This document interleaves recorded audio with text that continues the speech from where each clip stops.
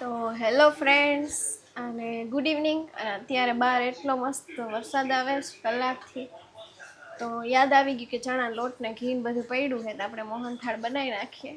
અહીં આપણો લોટ શેકાય છે, જો કે ઓલમોસ્ટ શેકાવા આવ્યો છે, શેકાયા જ ગયો છે, જો કે જો બ્રાઉન થઈ ગયો ને એકદમ કણી કણી થયો છે. મારા 23 યર્સ એટલે મતલબ 23 વર્ષમાં મારી લાઈફમાં પહેલી વાર મોહનથાળ બનાવું છું. તો જો કે હજી સુધી રસોઈ કોઈ દિવસ બગડી નથી આપણાથી, પણ મોહનથાળ જો મસ્ત કણીદાર થઈ ગયો છે.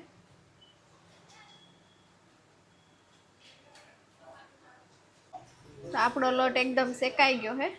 ઘણાય હે ને પીળો એમ આમ ધમક રાખતા હોય, પણ આટલો બ્રાઉન ના થાય ને ત્યાં સુધી શેકાવા જ દેવો પડે, તો જ તમારો મસ્ત કણીદાર થાય. અને જેવો અમુક કંદોઈનો અને બહાર અમુક જગ્યાએ ખાય ને એવો કણીદાર મોહનથાળ. આપણે એકદમ લોટ કણી કણી છે, આ સ્પેચ્યુલર એમાં અડાડું ને તો એકદમ કણી કણી ફીલ થાય છે.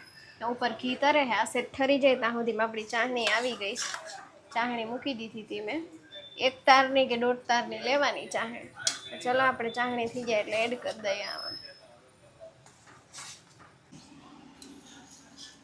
તો આપણો મોહનથાળ થઈ ગયો છે તૈયાર, કારણ કે આમાં 2 હાથ અડી ગયા ને એટલે મને એવું લાગે છે કે થોડો કોરો મોરો થયો, ઘી ને દૂધ ઓછું પડ્યું ને ચાસણી આકરી આવી ગઈ, કારણ કે મમ્મી પછી ઊભા રહી ગયા હતા, મને એલચી ખાંડવાનું કહ્યું, એટલે મને એકલા અહીંથી વધારે કરવું ગમે, એટલે કાંઈ ભૂલ જ ના થાય તો આપણે એકની બેનો હે હારો. હવે ખાયા પછી ખબર. તો મોહનથાળ આપણો થઈ ગયો તૈયાર, તો હાલો બધાય મોહનથાળ ખાવા.